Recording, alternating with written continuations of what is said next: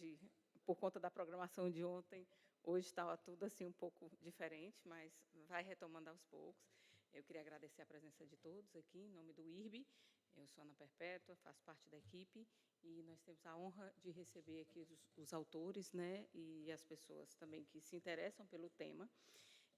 Esse livro sobre políticas públicas, né, as políticas públicas e os tribunais de contas, tem sido uma marca muito presente, né, na fala do nosso presidente. Então, um tema que está no nosso radar, está presente nas discussões do IRB rotineiramente. Então, as contribuições de vocês vêm trazer muitos insights, né, muita luz aos nossos trabalhos. Então, nosso mais sincero agradecimento. E hoje nós temos aqui o Gleison Diniz, que é assessor do conselheiro Edilberto. O Gleison é doutor em Administração de Empresas pela Universidade de Fortaleza e pós-doutor em Administração e Controladoria pela UFC. É também um dos editores do livro. Então, vocês estão aqui com uma pessoa absolutamente, né, credenciada para tratar dessa condução das atividades de hoje. Agradecemos a presença de todos e tenham um bom dia. Obrigada.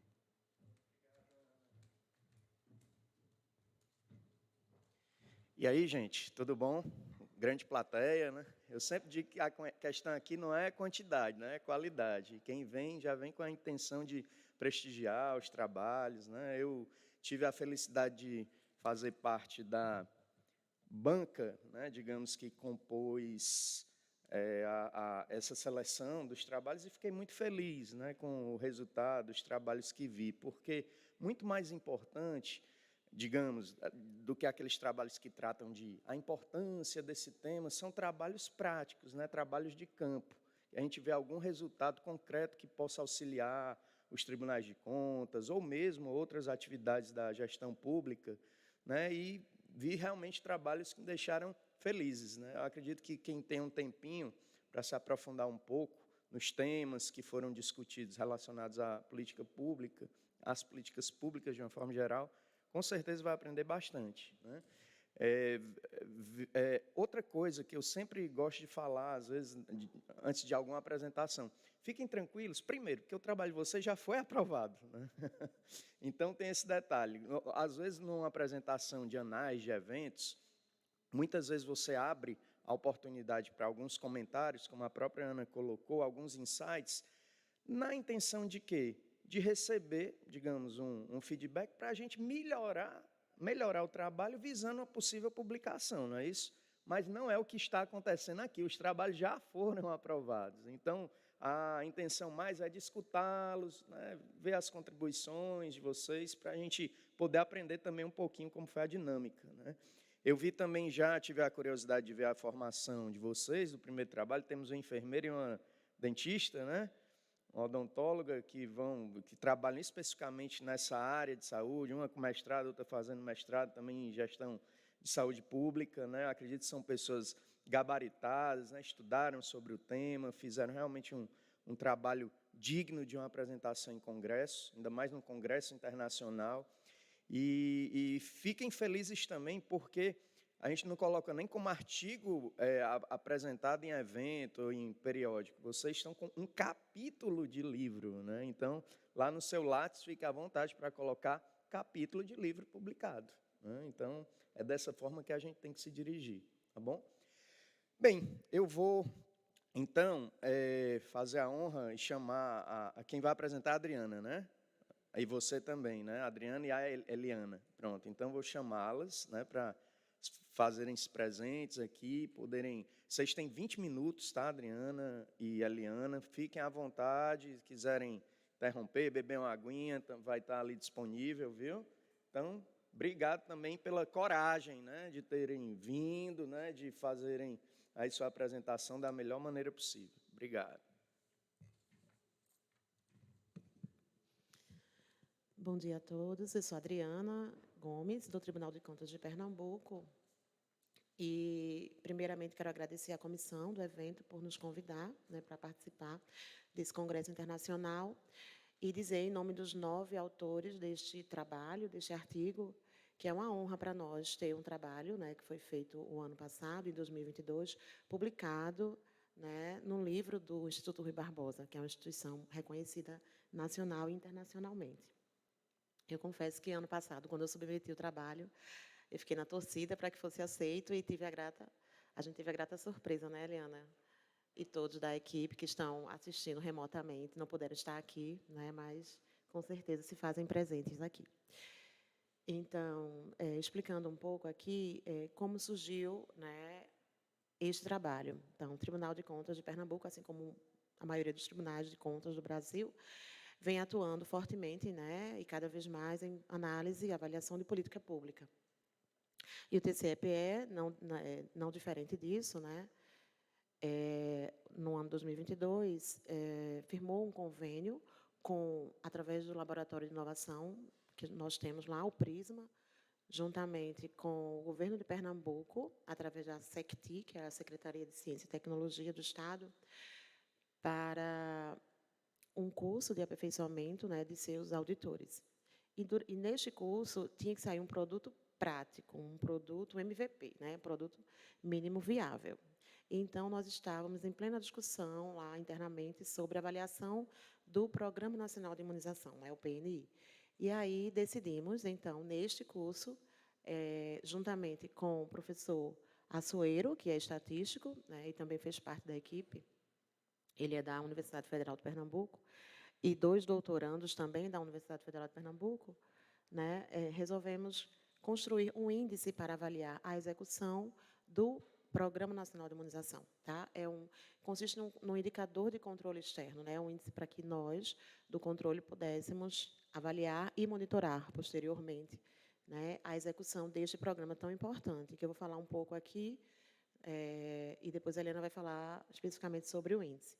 Então, o tema, né, deste artigo, deste capítulo do livro, é a construção de índices para avaliação da implementação da Política Nacional de Imunização, né, uma análise dos municípios de Pernambuco. Bom, falando um pouquinho do programa, né, o Programa Nacional de Imunização é um dos maiores programas de vacina do mundo. Tá? Ele disponibiliza à população-alvo mais de 45 imunobiológicos, por meio de 30 vacinas, certo? Mais de 30 vacinas, ou seja, tem vacinas que compõem 3, 4 e até 5 imunobiológicos, que conferem imunidade contra doenças específicas para uma população-alvo específica.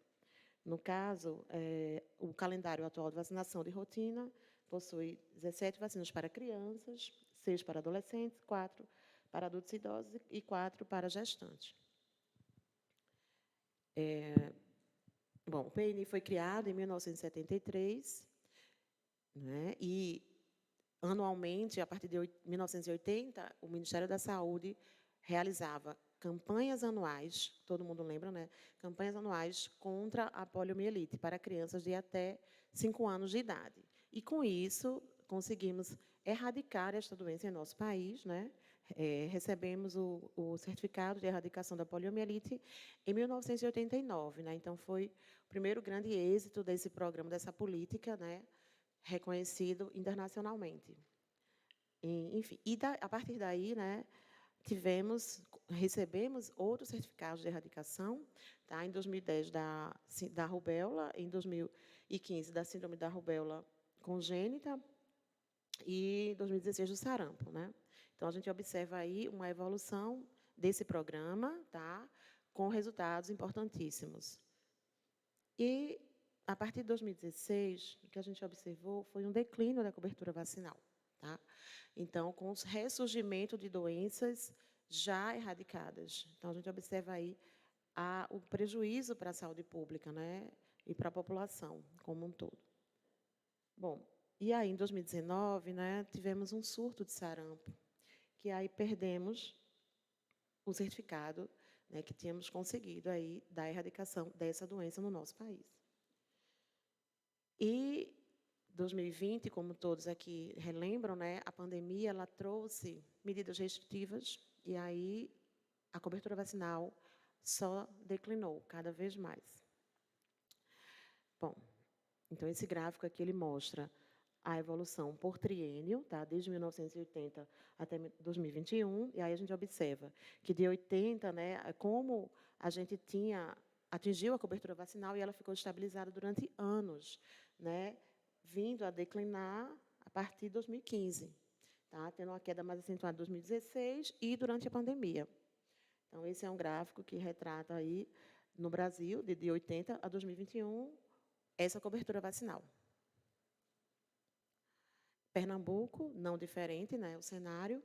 Também, a partir de 2015, a gente observa um declínio, né, dessas vacinas específicas aqui, mas é de forma geral. Essas vacinas é que estão no Plano Estadual de Saúde de Pernambuco, tá? Como meta para atingir, no mínimo, 95%, seria.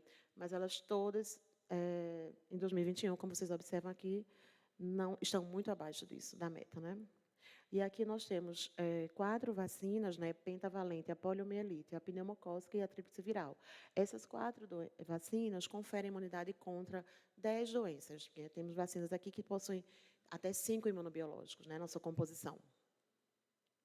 Bom, esse gráfico ele foi extraído do nosso painel. O Tribunal de Contas, também no ano passado, construiu um painel que muito didático, né, está disponível à população, né, na página do tribunal, e aí a gente observa, em percentuais, realmente, de 2016 a 2022, já temos dados mais atualizados, né, no nosso painel, e já, esse aqui é um print, mas já temos até 2023, né, sobre a cobertura dessas 4 vacinas, como eu falei. Bom, e a atuação do Tribunal de Contas, né? Diante desse cenário de queda da cobertura, de ressurgimento de doenças, aumento da morbimortalidade por essas doenças antes erradicadas, o Tribunal de Contas resolveu atuar, né? E aí a gente tem no nosso plano de controle externo para o biênio 2020-21, desculpa, 21-22, nosso primeiro plano de controle externo, a gente conseguiu colocar como uma das metas a fiscalização nessa área de política pública tão importante, né? E aí entrou novamente no nosso plano agora para o biênio 23-24, e a gente vai falar um pouco, a Helena vai falar um pouco aí como foi a fiscalização e a metodologia dessa fiscalização.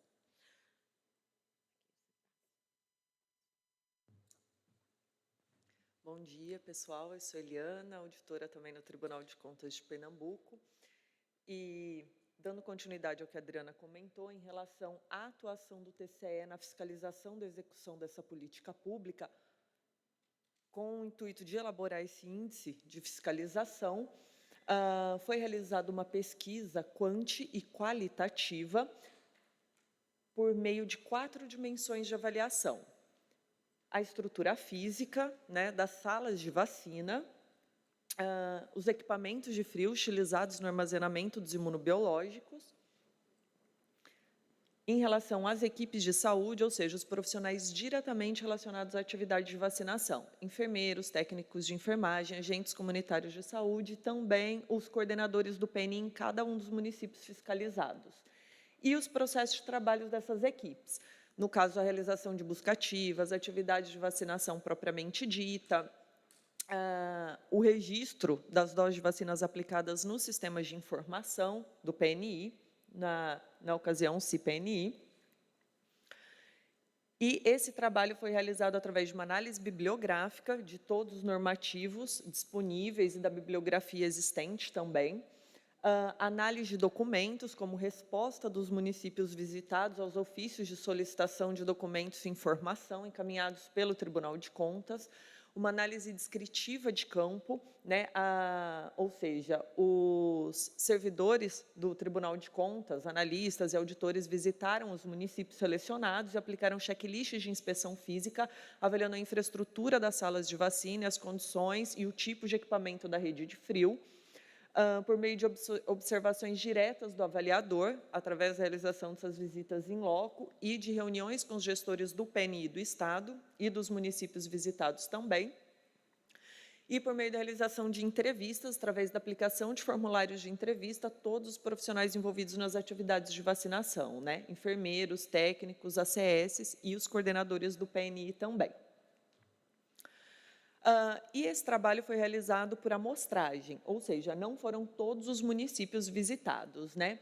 E tomou-se por critério, para a seleção da amostra dos municípios pernambucanos a serem visitados, uma análise da cobertura vacinal em todos os 184 municípios de Pernambuco. E aí foi avaliado através do painel desenvolvido pelo Tribunal de Contas, com dados provenientes do Sistema de Informação do PNI, a cobertura vacinal em cada um desses municípios de 2016 a 2021, e foi avaliada a média de cobertura vacinal nesses municípios em 2 biênios, 18 e 19, período pré-pandemia, e 20 e 21, período durante a pandemia, que, como a Adriana comentou, influenciou aí, ainda acentuando as taxas de cobertura vacinal aí em declínio, acentuando essa queda, né?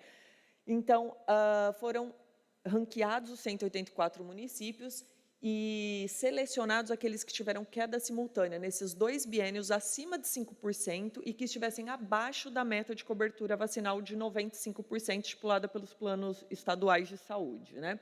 Então, 62 municípios de Pernambuco foram enquadrados nesses critérios definidos aí. Em cada um dos municípios foram visitadas 2 unidades de saúde que atendessem a alguns critérios que a gente definiu, ou seja, que fossem porte 1, com pelo menos uma equipe de saúde da família, né? Ou seja, pelo menos um médico, um enfermeiro, um técnico de enfermagem e os agentes comunitários de saúde, que estivesse localizado em zona urbana para facilitar a capacidade operacional que a gente tinha à época e que tivesse o maior número de famílias cadastradas.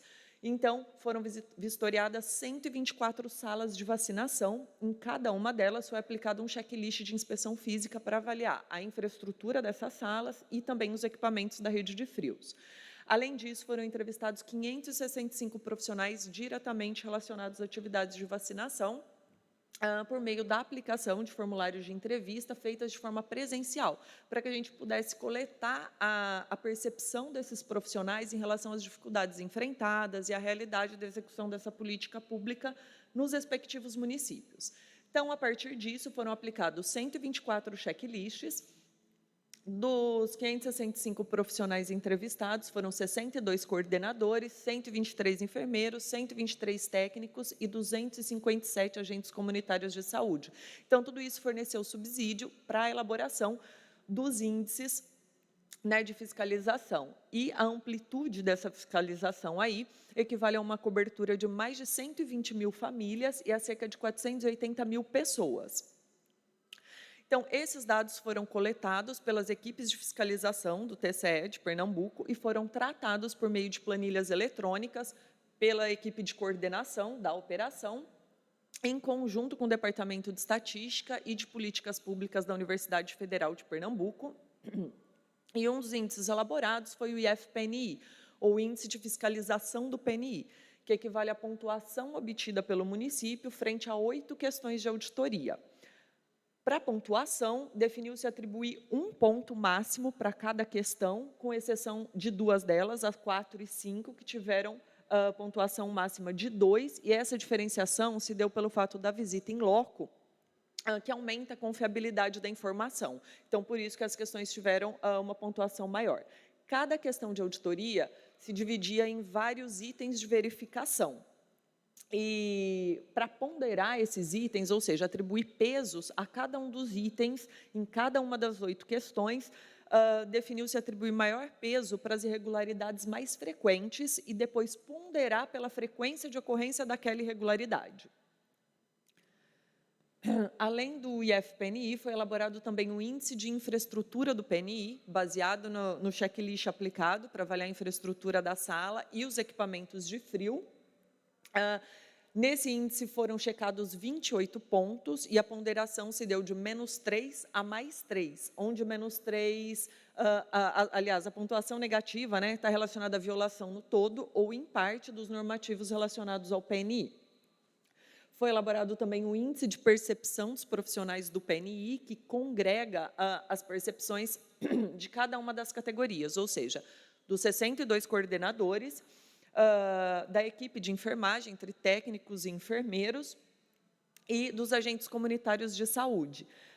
E também foi ponderado de -3 a +3 a partir dos questionários de entrevista que foram aplicados a todos os 565 profissionais. Esses dois índices, em conjunto, constituem o Índice de Infraestrutura e Percepção dos Profissionais do PNI, cuja pontuação foi ponderada tomando como base o município modelo, ou seja, aquele que tivesse toda a infraestrutura necessária e uma percepção perfeita por parte dos profissionais que atuam. A intenção da elaboração desse índice, na verdade, não é ranquear ou pontuar os municípios, mas funcionar, como a Adriana comentou, como um indicador de controle externo que permitisse o acompanhamento e o monitoramento por parte do Tribunal de Contas da execução dessa política pública por parte dos municípios pernambucanos, né? Então, a partir da elaboração dos índices, foi possível subdividir os municípios vistoriados estratificando-os, né, em 4 faixas ou 4 níveis de adequação. A definição dessas faixas foi baseada em quartis, e aqueles municípios, então, que tiveram pontuação entre 0 e 0,25 foram classificados no nível crítico, entre 0,25 e 0,5 como insuficiente, de 0,5 a 0,75 como moderado e de 0,75 a 1 como insatisfatório. Eu consigo... Tem um mouse para a gente clicar nesse mapa? Tem um link aqui embaixo, onde está mapa. Isso. Abriu? Se ele abrir, você pode... Ótimo. Bom, esse mapa, na verdade, funciona para um georreferenciamento da situação da execução dessa política pública em cada um dos municípios vistoriados. Quando a gente coloca o mouse em cima, a gente consegue ver a nota do...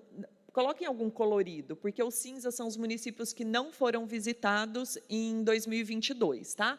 Os coloridos, a cor está definida de acordo com a faixa de nota que eles se enquadraram no índice, e aí isso também funciona como um insumo para o gestor público na atuação dessas políticas públicas, ou seja, eles conseguem verificar quais os municípios piores em relação à execução do PNI, quais os melhores, qual área está mais deficitária, onde ele deve atuar. Pode voltar para a apresentação, tá? E aí, isso aqui, então, foi realizado em 2022. Nesse ano, 2023, essa fiscalização já foi ampliada para os 184 municípios do estado, com exceção da ilha de Fernando de Noronha, e o índice já foi aperfeiçoado. E aí, então, a gente conseguiu também revisitar nesse ano 62 municípios visitados no ano passado. E esse índice que foi elaborado e agora aperfeiçoado permitiu com que a gente também conseguisse mensurar o grau de evolução desses municípios em cada um dos quesitos avaliados. E o índice, então, está cumprindo com a sua função, que é auxiliar a gente nesse controle externo, de acompanhar a execução dessa política pública por parte dos municípios de Pernambuco, de monitorar, de funcionar como um insumo para os gestores, que eles aguardaram ansiosamente pela nota, pelo percentual de cada item que foi avaliado, e também para atuar como insumo para ser aplicado em outras políticas públicas e até por outros tribunais de contas que têm entrado em contato com a gente para se inteirar da metodologia e poderem aplicar também na avaliação da execução dessa política pública. E aí a gente segue evoluindo aí no aperfeiçoamento desse índice. Quem sabe no próximo capítulo do livro a gente já consiga colocar essa versão atualizada. Obrigada, gente. Opa, aproveitar e agradecer a Eliana e a Adriana, que terminaram a apresentação no tempinho certinho. Toda vida que a gente termina a apresentação, não sei, pelo menos comigo é assim, mas dá um alívio danado, né? Aquela sensação de missão cumprida. Olha, gente, eu particularmente, eu gostei muito do trabalho de vocês, inclusive eu abro agora 10 minutos para, se alguém quiser fazer algum comentário, ficar à vontade, né? Fazer algum comentário, só positivo, né? E assim, eu acho interessante também, porque num trabalho quantitativo, porque, como vocês explanou, né? É um trabalho quali-quant, né? Mas principalmente tem um viés quantitativo. Normalmente uma banca, né? Se você levasse para até uma defesa, né? Fosse um trabalho de dissertação, mesmo numa tese, a banca possivelmente implicaria muito nessa questão do peso, né? Como é que você atribui o peso? Sei que tem aí um estatístico, né? Que ajudou vocês, né? O professor Assuero, como a Adriana comentou, mas importante que essa questão do peso, até mesmo as irregularidades mais frequentes foram colocadas assim para ter um peso maior, isso esteja muito bem, né? Eu estou falando isso só com intenção, pensando vocês em evoluírem para um trabalho futuro, né? O que está aí, porque esse já está feito.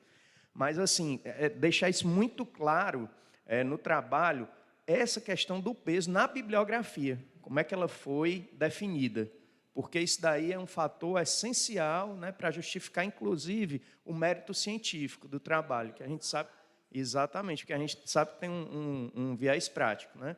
E, por sinal, ver-se um trabalho escrito por... Tanto que eu digo assim, ó, é um trabalho de Adriana Leite et al., né? Pelo menos umas 7, 8 pessoas ajudaram na concepção desse trabalho. E eu até daria uma sugestão, se vocês me permitem, né? Ano que vem haverá o Congresso de Políticas Públicas que o IRB promove, não é isso, Ana? E vocês podem até fazer algum estudo de correlação entre o período pandêmico e essa questão do PNI, né? A partir desse período aí de 2020, nos municípios pernambucanos, né? Para verificarem, né, como foi essa questão da redução, da queda, porque isso aí com análise de correlação fica bem interessante, porque você consegue provar estatisticamente por que uma coisa influenciou outra, né? Eu acho que daria um estudo interessante. Então, deixo como sugestão para vê-las novamente no ano que vem, né? Nos anais do evento, tá bom?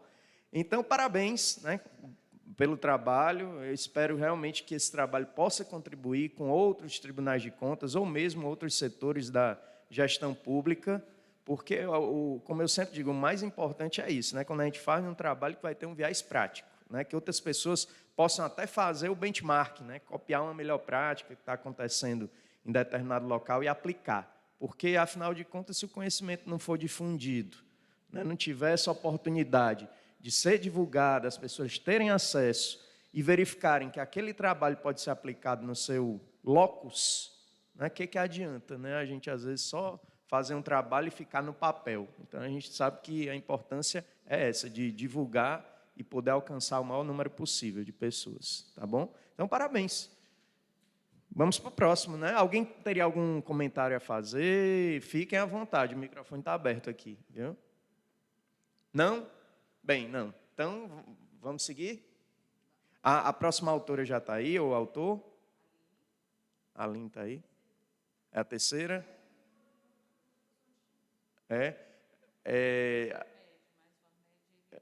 A gente pode adiantar? Então, pronto. Quem gostaria de... Você, por livre e espontânea indicação, né? Pode ser.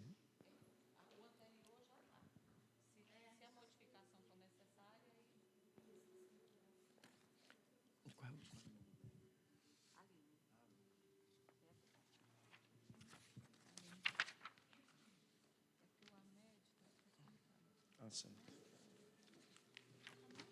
Tá bom.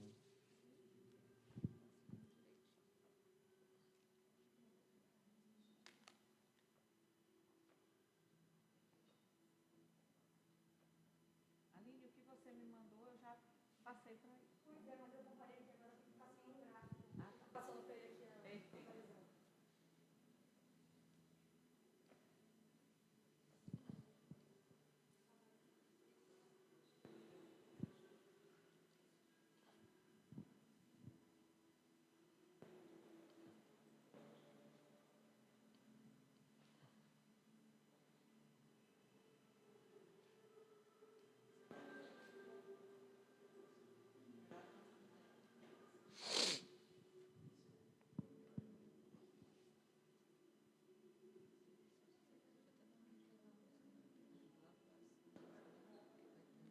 Certo.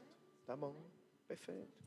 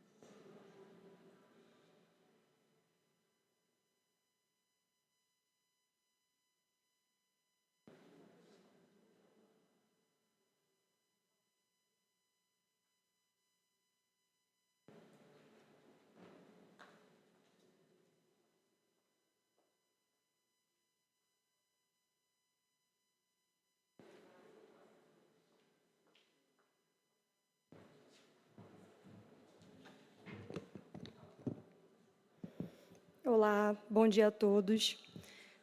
Meu nome é Aline Medeiros, eu sou auditora do controle externo do Tribunal de Contas do município do Rio e eu presido também a comissão de sustentabilidade daquele tribunal. Ontem, inclusive, participei da reunião, anteontem, né, da Comitê do IRB de Meio Ambiente e Sustentabilidade e já conseguimos pensar em ações linkando com esse trabalho que foi feito em relação à gestão sustentável dos tribunais de contas. Não sei se está sendo gravada essa apresentação, mas para fins de acessibilidade, né, eu acho importante fazer minha autodescrição. Eu sou uma mulher branca, loura, cis, uso óculos, estou vestindo uma calça verde e uma blusa bege. Seguindo, então, com o trabalho, né, a escolha do tema... Só que... Sou eu a que passou? Tá, beleza. A escolha do tema, né, tem como origem justamente essa atuação, né, é meu objeto de estudo, a sustentabilidade, e a minha atuação no Tribunal de Contas do município do Rio. E, para além disso, né, os eventos que todos nós estamos sofrendo em razão dos impactos climáticos e outras adversidades que estamos vivendo num aspecto mundial, né, num panorama mundial. A proposta desse trabalho, né, que enfoca, apesar do tema do livro ser Políticas Públicas dos Tribunais de Contas, o enfoque é na gestão sustentável, justamente pensando que a gestão, o aspecto de auto-administração, ele acaba sendo desvalorizado em relação ao impacto que pode gerar nos resultados das políticas públicas. Então, a ideia é demonstrar justamente isso, né, que a gestão sustentável é cogente, é imperativa e ela impacta diretamente nos resultados que a gente pretende ver nos entes federativos que fiscalizamos. Então, a proposta do trabalho seria indagar se, independentemente, né, do propósito final de um ato, não deveria todo ato atender a um propósito concomitante posterior, que é ser sustentável, e abrangendo todas as dimensões, né, a dimensão social, econômica e ambiental, que são as dimensões tradicionais, e a visão holística de sustentabilidade, né? E também demonstrar a relação entre o direito fundamental à boa administração pública, o princípio da sustentabilidade e o caráter imperativo da gestão sustentável no âmbito da administração pública, com recorte específico para o atual cenário das Cortes de Contas, já, né, que a gestão sustentável, apesar de não ficar distrito a aspecto de logística e se tratar de atividade meio, né, impacta nos resultados que a gente vê no ente federativo e habilita, né, as instituições fiscalizadoras ao exercício competente, congruente do controle externo, né, para que a gente não fique no plano do faço o que eu digo, mas não faço o que eu faço. E a origem da proposta, né, é esse ponto, indispensabilidade da congruência, né, entre o nosso atuar na atividade meio e o que se controla na atividade fim no sistema tribunais de contas. E também a necessidade de demonstrar que a gestão sustentável tem caráter imperativo, né, não está no âmbito de escolha do gestor. A metodologia aplicada foi o método dedutivo, né, principalmente através de revisão bibliográfica, e, para isso, abordamos institutos-chave, né, para a compreensão dessa correlação, quais sejam atos discricionários, direito fundamental à boa administração pública, princípio da sustentabilidade e gestão sustentável. E aí, de forma breve, né, foi traçado o encadeamento entre esses institutos que são os principais, para a delimitação desse caráter cogente da gestão sustentável. E, além de demonstrar também como esse tema vem evoluindo nas Cortes de Contas, principalmente, né, através de dados coletados junto à rede de sustentabilidade do Legislativo, e nos sítios eletrônicos dos tribunais de contas, que dispõem, né, de espaço dedicado à sustentabilidade.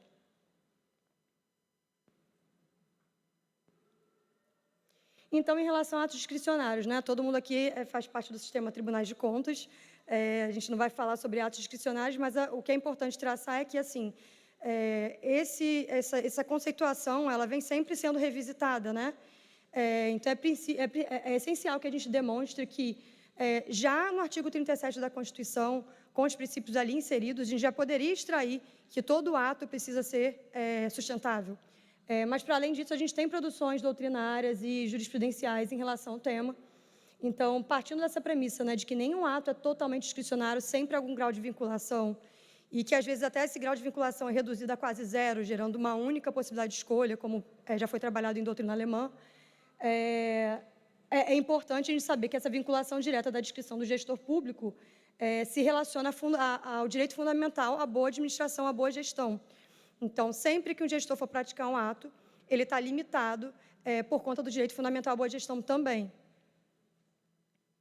E aí, passando o direito fundamental à boa gestão pública, segundo Juarez Freitas, né, que é o precursor do tema, ele pode ser compreendido como direito fundamental à administração eficiente, eficaz, proporcional, cumpridora de seus deveres, com transparência, sustentabilidade, motivação proporcional, imparcialidade, respeito à moralidade, participação social e a plena responsabilidade por suas condutas omissivas e comissivas. Então, correspondendo ao somatório, né, de direitos públicos subjetivos, albergaria, dentre outros estándares, né, mínimos, o direito à administração pública sustentável. Isso significa dizer o quê, né? Para a prática de qualquer ato, o gestor deve antecipar os resultados, os efeitos desse ato, e pensar tanto em minimizar externalidades negativas como em potencializar externalidades positivas, né? Isso estaria inserido no campo de praticar uma boa gestão.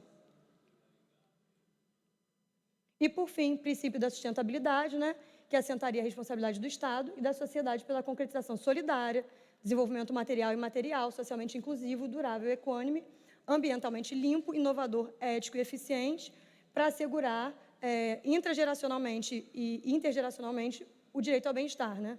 Então, isso já parte de uma perspectiva que a sustentabilidade não se restringe ao aspecto ambiental, deve ter uma visão holística, o gestor deve praticar esse ato com uma visão holística de sustentabilidade. E abrangeria, então, esse princípio, né, a natureza de princípio constitucional diretamente aplicável, eficácia, eficiência, probidade, prevenção, precaução. Então, tudo o que a gente vê no artigo 37 da Constituição também está inserido no princípio da sustentabilidade e pode ser diretamente aplicado. Para além do artigo 225, né, que positiva mais a vertente ambiental do princípio da sustentabilidade. Então, por fim, né, se a gente encadeia esses institutos, né, essa limitação do gestor em relação à prática, inclusive de atos discricionários, porque mesmo um ato discricionário está sujeito a um filtro axiológico, né, segundo o princípio da sustentabilidade. O próprio direito fundamental a uma boa administração pública e o próprio princípio da sustentabilidade, né, não há como concluir de forma diferente, né? As gestões elas devem ser sustentáveis, não é uma escolha, né? Então, a prática de qualquer ato para a gestão de uma instituição deve observar necessariamente o seu caráter sustentável e nem mesmo um ato discricionário fica alheio a esse filtro axiológico, né? E nem mesmo ao controle sob esse viés do princípio da sustentabilidade e direito à boa gestão. Então, em relação, né, à atuação dos tribunais de contas quanto à gestão sustentável, no trabalho a gente categorizou essas possibilidades, né? A gente tem a própria gestão sustentável, que é a auto-administração, né? Internamente o tribunal atuando e administrando de forma sustentável, principalmente porque a gente tem que pensar que nós também gerimos recursos públicos, né? Não para dimensionamento e execução de políticas públicas, mas para uma administração interna. Então, todos os aspectos de uma boa gestão devem ser considerados ali. Então, a gente tem gestão sustentável, que é a administração para resultados ou atividade meio, e o controle de sustentabilidade, que é um gênero, né? Que abrangeria o controle, que é a nossa atividade fim, que é o controle externo da gestão sustentável, que é a possibilidade de controlar a gestão sustentável que é praticada no âmbito de cada uma das pastas, em cada uma das entidades controladas, além do controle externo de resultados, que é o controle clássico que fazemos, que é o controle de políticas públicas.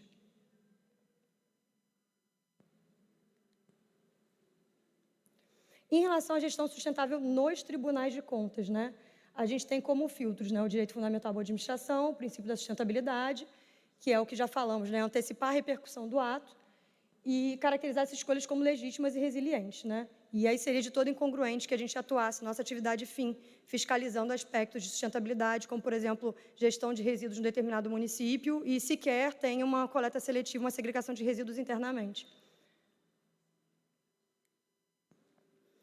E esse gráfico, ele demonstra, né, a situação, a época da realização do trabalho, né, dos tribunais de contas que fazem parte da rede legislativa sustentável. Essa rede foi uma rede que inicialmente começou com Câmara e Senado Federal e TCU, e ela expandiu para tribunais de contas do país todo. Esse gráfico ele já está desatualizado, né, que após a edição do trabalho já houve uma nova relação estabelecida no âmbito da rede. Mas a ideia é demonstrar como está a situação da gestão sustentável nos tribunais de contas que já tinham aderido à época a essa rede, né, que é uma rede de fomento e que eu não tenho dúvidas que está contribuindo sobremaneira para a evolução das gestões sustentáveis no âmbito dos tribunais de contas. Então, a gente tem aspectos no gráfico, né, que acho que aqui não dá muita leitura, mas no livro vão poder ser melhor conferidos, né, em relação a programas de logística sustentável, energia, água, acessibilidade, certificação, papel, coleta seletiva, compras públicas sustentáveis, mobilidade, capacitação, parcerias e o EASA geral, que é um índice de acompanhamento. Em relação, né, ao controle da gestão sustentável pelos tribunais de contas, né, o direito fundamental de administração impõe às nossas instituições, né, esse poder e dever de apontar eventuais falhas, omissões, extrapolamentos na prática de atos de gestão, inclusive, né. Há muito tempo, numa doutrina tradicional, se falava, né, da sindicabilidade, do ato discricionário, e a gente sempre esbarrava no mérito administrativo, mas, assim, partindo da compreensão de que sustentabilidade é dever, tem previsão constitucional, é diretamente aplicável, a gente pode fiscalizar e deve fiscalizar aspectos de sustentabilidade em relação a qualquer ato que é praticado, né? Então, caberia, principalmente, né, nesse sentido de fiscalizar a sustentabilidade, a aplicação de função orientativa, dialógica e pedagógica, até porque estamos todos evoluindo juntos, né? Não estamos, os tribunais de contas, em posições de vanguarda em relação à gestão sustentável. Então, seria muito importante, até porque a causa é urgente, que evoluíssemos todos em conjunto, né? De forma mais orientativa e colaborativa.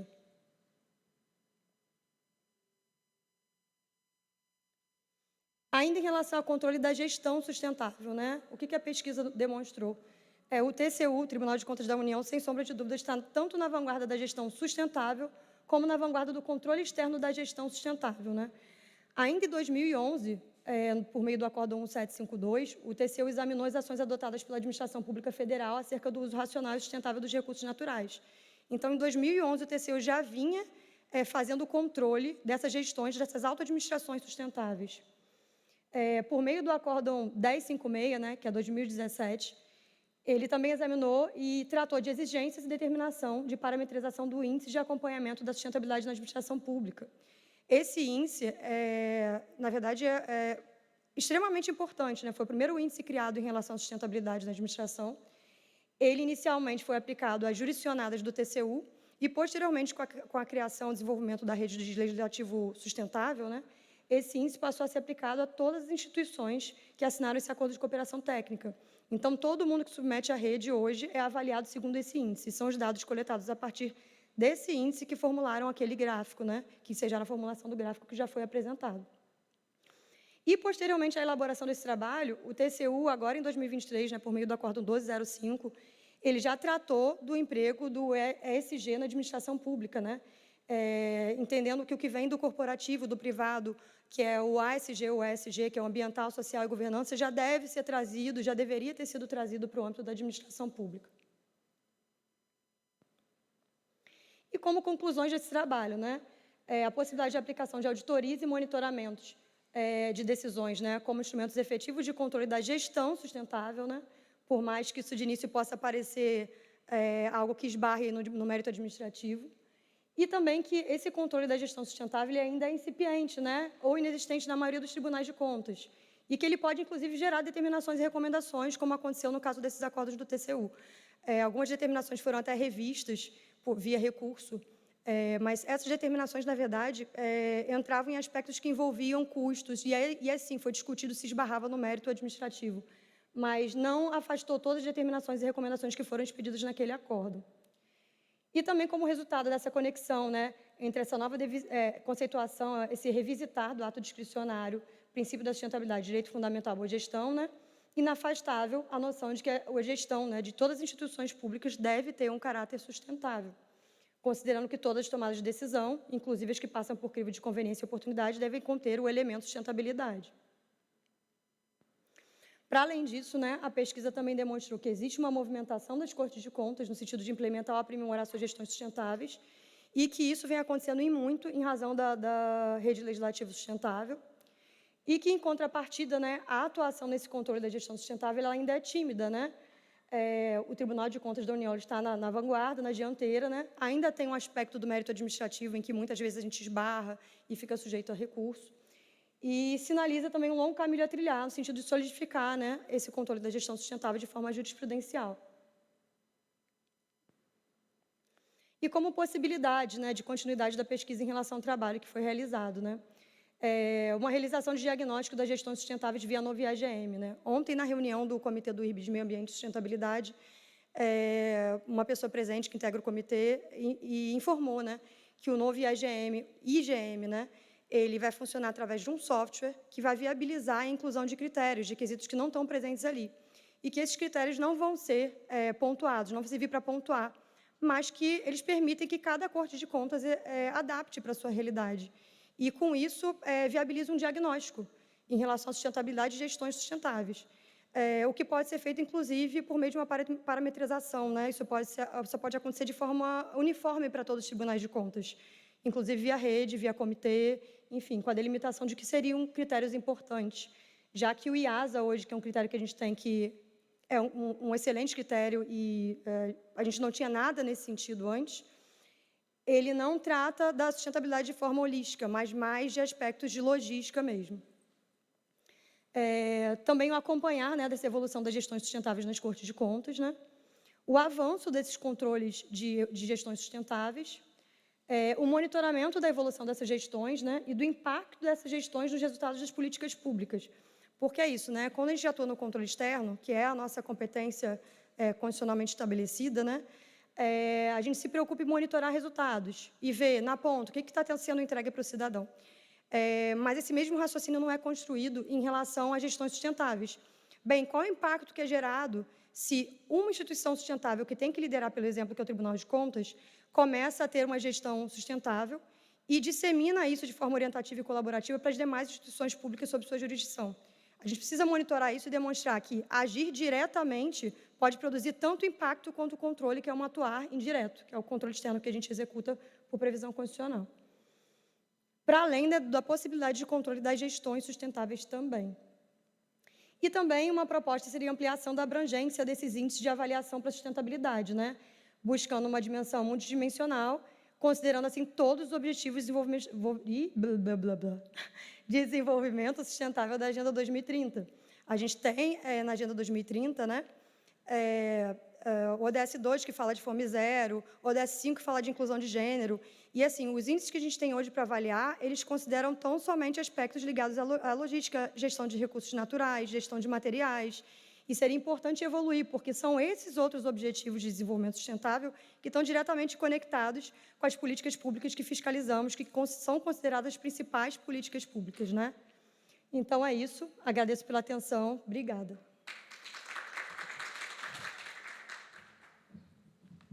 Aline, te agradecer pela apresentação, excelente, né? Coisa boa, porque a gente aprendeu um pouco, principalmente se pararmos para observar que, e fazendo até uma meia-culpa, né, em relação aos tribunais de contas, que ainda se fala muito, mas se faz pouco nesse sentido da sustentabilidade, né? Você que está à frente de um comitê de sustentabilidade, eu fico imaginando o desafio enorme, né, que vocês têm para poder ser esse agente de vanguarda, né? Puxar isso. Achei também muito interessante, aí que você falou até, quando se trata de fazer até auditorias operacionais, eu diria até ir além um pouco, né? No caso, o seu tema, que tem toda uma relação, inclusive, com esse congresso, né? Como desafio da sustentabilidade também, mas até a avaliação da política pública em si, que vai um pouco além da auditoria operacional, né? Porque você vai verificar outros fatores, né, nesse sentido. Então, como falei, né, imagina aí o desafio grande que se tem, né, para a gente não ficar sempre à mercê do TCU, porque o TCU puxou, né, e lógico que o TCU tem todo o mérito em si, mas por que os outros tribunais também, né, não tomam a frente, como também tem tomado o TCM Rio, né, nesse sentido. Aí, então, é isso. Foi um trabalho bem interessante, né? Eu acredito que todos nós aprendemos um pouco e eu acho que você pode ainda aprofundar mais ainda e já, numa outra oportunidade, também já trazer alguns resultados, né, de algumas políticas, né, de sustentabilidade já capitaneadas, né, pelo próprio comitê e tudo apresentar em outros congressos aí nos próximos. Acredito que vai colaborar bastante também, viu? Se alguém tiver algum... Pronto. Passar o microfone aqui para o colega, fazer aí uma pequena consideração ou uma média consideração. Bom dia a todos. Meu nome é João Carlos, sou auditor do controle externo de Mato Grosso do Sul. E apenas a título de ilustração, um dos princípios da lei de licitação é a sustentabilidade. Então, essa é mais uma forma do Tribunal de Contas atuar nesse controle, né, do meio ambiente, preservação, e dizer que no nosso estado foi feito já alguns trabalhos, foram feitos alguns trabalhos no que se refere a resíduos sólidos, e como a gente está cada vez mais usando o computador, a impressão em papel, a tendência ela é reduzir, né, a impressão em papel. Então, já foram feitos alguns trabalhos nesse sentido, operacional, auditoria operacional, e no que se refere ao resíduo sólido, é um trabalho concomitante que o tribunal tem feito, com resultados bons também. Só a título de ilustração para contribuir. Tá? Parabéns pela apresentação. Obrigado. Obrigado. Alguém teria mais alguma contribuição ou comentário? Só um instantinho aqui. Eu achei bem interessante você ter falado dessa questão intergeracional, né? Que a problemática e assim o olhar ele começa agora, mas ele vai o interesse é que realmente as próximas gerações já sejam contempladas, né, com essas mudanças e com essas com todo esse direcionamento que o tribunal tem trazido para o público, né? E assim, o registro que eu queria deixar é que o IRB ele se envolveu na última semana de avaliação das escolas, que aconteceu inclusive na Suíça esse ano, né? E lá ele estabeleceu um quadro compromisso, em que eles colocam também nos objetivos de desenvolvimento sustentável essas questões que você colocou, né? Então, realmente há essa preocupação, há esse olhar, né? E o IRB, como canaliza essas possibilidades dentro dos tribunais, né? Está ali à frente desse conjunto dos tribunais, das ações que eles desenvolvem, não só como comitê, mas também individualmente. Foi estabelecido esse quadro compromisso e cabe a gente, né, movimentar isso e fazer cumprir realmente essas ações, e tudo isso que você falou se conecta muito com o que o conselheiro Edilberto levou lá como fala dele, viu? Muito obrigada pela sua contribuição, pelo seu trabalho.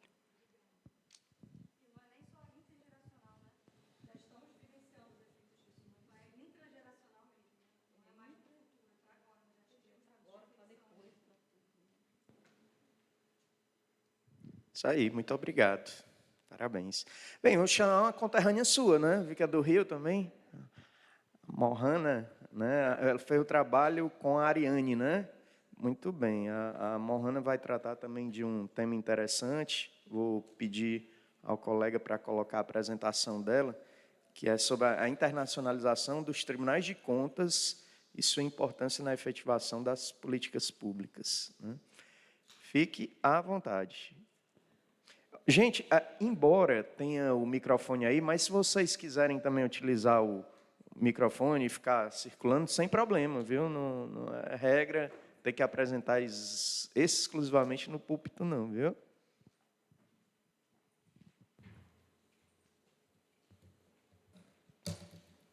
Bom dia a todos e todas.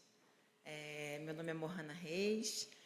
A Ariane Alzevski, a gente escreveu junto esse artigo, ela não pôde estar aqui porque ela está no final da gestação, então seria arriscado viajar, mas a gente quer agradecer ao IRB pela iniciativa e a gente está muito feliz com essa oportunidade de falar sobre a internacionalização dos tribunais de contas e a efetivação para as políticas públicas, porque é algo que a gente vê que acontece, né, mas que ainda a gente enxerga que tem muito ainda a avançar nesse sentido. A Ana Perpétua acabou de falar da cooperação, da apresentação na Suíça, né, a gente vê que o mundo pode ser mais colaborativo e a gente pode atuar mais nesse sentido. E aí o objetivo desse trabalho é proporcionar um debate sobre o papel dos tribunais de contas para além da fiscalização e julgamento das contas, ou seja, para, de fato, a efetivação de políticas públicas cujo objetivo é a prestação de serviços cada vez mais eficientes para a sociedade. E por quê? A gente entende, e a gente quis trazer luz à tentativa de auxiliar, né, a cooperação e a internacionalização como instrumento para auxiliar a administração pública na busca de desenvolvimento de boas práticas já experimentadas no exterior com outros países ou mesmo outras instituições internacionais. E, nesse sentido, o texto discute 5 aspectos especiais, né, principais. O primeiro, a gente aborda a internacionalização, que ela já se mostra na criação dos tribunais de contas no Brasil. Né? Os tribunais de contas, no Brasil, eles foram influenciados por uma criação internacional. Né? Então, mas ele também se apresenta num novo contexto, no qual o Brasil hoje tem se tornado tentado se tornar cada vez mais protagonista no cenário internacional, seja como um exemplo, né, a participação, agora o acesso, a tentativa de acesso à OCDE. No passado, mas não muito distante, o Brasil pediu acesso ao GPA, né, ao Acordo de Compras Governamentais da OMC. Foi retirado esse pedido esse ano, mas o Brasil ainda continua como observador do acordo, ou seja, acordo para compra focado exclusivamente para compras públicas internacionais. E o Brasil também está dialogando e liderando também a participação, né, o alinhamento do acordo entre o Mercosul e a União Europeia, que também trata sobre compras públicas internacionais, demonstra, sobretudo no que tange às compras públicas internacionais, um aspecto muito importante de atuação do controle externo, ou seja, a transfiscalização, né? Mas não só nesse sentido das compras públicas internacionais com base na Lei 8.666 ou 14.133, mas também com base nos financiamentos de organismos internacionais, como o Banco Mundial. Ou seja, como que os tribunais de contas podem promover essa fiscalização de recursos brasileiros para compras internacionais ou de organismos internacionais para compras subsidiadas com financiamento deles, né? A gente também trata de internacionalização, políticas públicas, governança, accountability, cooperação e Agenda 2030.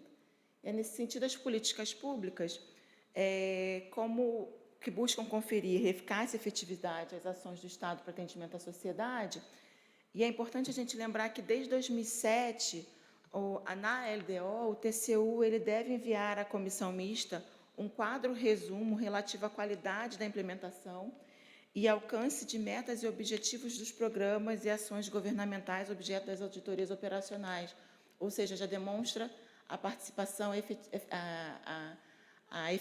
a participação dos tribunais de contas na implementação das políticas públicas, né? Com relação à governança e accountability, o objetivo é promover mecanismos de liderança, estratégia e controle para avaliar, direcionar e monitorar a gestão com vistas à condução de políticas públicas, inibir a corrupção, orientar a prestação de contas e fomentar a participação social da sociedade por meio do controle social. E aí a gente consegue entender, na governança, a articulação, né, o aspecto multidimensional da governança. É uma articulação em todos os níveis, não só dos estados, mas das organizações nacionais ou internacionais, dos indivíduos, com múltiplas dimensões, sendo global. E são essas definições que a gente traz no nosso trabalho. A governança ela passa a ser examinada não só pelos impactos nas políticas públicas, mas também como exercício de poder. E a accountability, né, termo que a gente também trouxe do contexto internacional, que a gente ainda nem consegue traduzi-lo exatamente como deveria ser, mas como um elemento central da democracia, que vem surgindo desde o fim da década de 80, início da década de 90, como na América Latina no período pós-transição. Nesse sentido, a gente aborda os diversos tipos de accountability no texto, mas em especial a externa, que está relacionada à supervisão e monitoramento dos governos nacionais diante de organizações supranacionais, né, como eu já mencionei aqui, a OMC, a OCDE, enfim, o Banco Mundial. E aí a cooperação. A cooperação ela também está em múltiplos níveis e ela objetiva viabilizar o crescimento e desenvolvimento entre instituições nacionais e internacionais, podendo ser técnica, econômica, financeira, entre outros. Então, no texto, a gente traz números relacionados à cooperação internacional, o fomento, né, o aumento da cooperação, e a gente vê também nos tribunais de contas brasileiros, é aqui mesmo, perdão, a cooperação né, nessas instituições, a cooperação internacional que cresceu, o TCU já faz parte, já faz cooperação com entidades de controle externo há décadas, mas ela foi impulsionada na globalização a partir dos anos 90, e se a gente pensar na Intosai, por exemplo, que hoje tem 195 membros, a gente consegue entender a gama de oportunidades que essa cooperação pode vir, né? E não só para trazer boas práticas técnicas, mas para ajudar na fiscalização também e para ajudar também na disseminação dessas boas práticas junto às escolas de contas, né? Que tem agora na nova lei também um papel declarado lá de importância na disseminação de conhecimento, né? A Intosai são 195 instituições superiores, com 5 organizações associadas, 2 membros afiliados, eu estou falando só de uma delas. E a gente tem dentro dessas instituições comitês e grupos de trabalho de diversas áreas, de tecnologia da informação, ambiente, desenvolvimento sustentável, política financeira e administrativa. Tudo isso ajuda no desenvolvimento sustentável e no monitoramento e implementação da Agenda 2030, né? Na erradicação da pobreza, na promoção de saúde e bem-estar, na educação de qualidade, ou seja, objetivos que estão muito alinhados com a atuação e as competências dos tribunais de contas.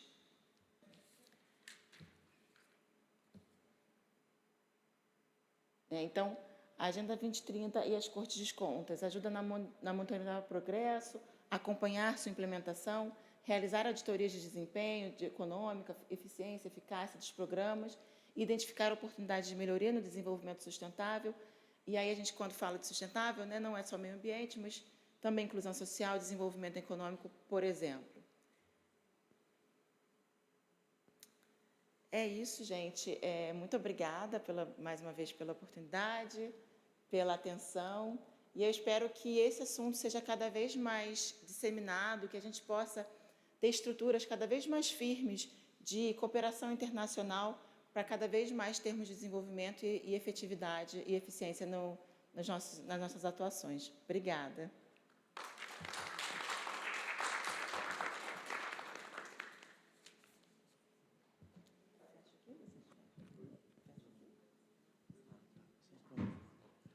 Ô, Mohana, obrigado pela apresentação.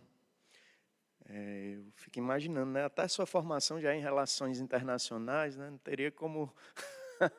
já dá para perceber, né, o seu interesse aí pelo tema, né? Que bom que a gente vê as iniciativas aí sendo feitas, né, em virtude dessa internacionalização e o quanto a gente ainda tem a galgar, né, de espaço nesse sentido.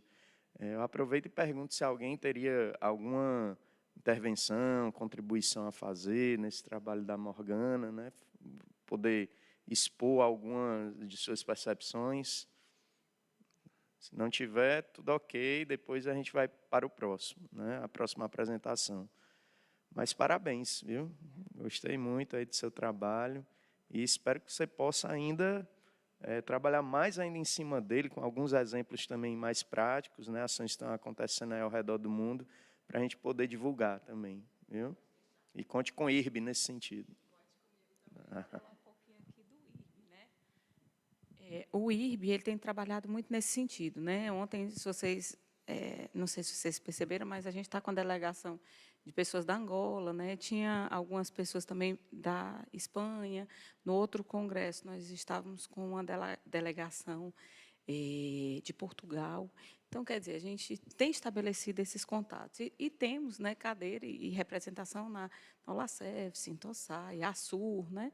Então, isso que você fala está muito presente na nossa rotina e as suas contribuições vão com certeza ser lidas e vão ser interiorizadas pelos comitês e por todos que fazem o IRB. Muito obrigada. Obrigado. O Daniel já chegou? Ainda não, né? Nem o Daniel, nem o Ezequiel, né? Então, a gente vai dar... É online, né? Pronto. Tá. Então, a gente vai fazer uma pequena pausa e retomamos... Que hora está previsto aí? 11 horas. Vamos fazer isso, vamos retomar às 11, tá bom? Obrigado aí pela participação, gente.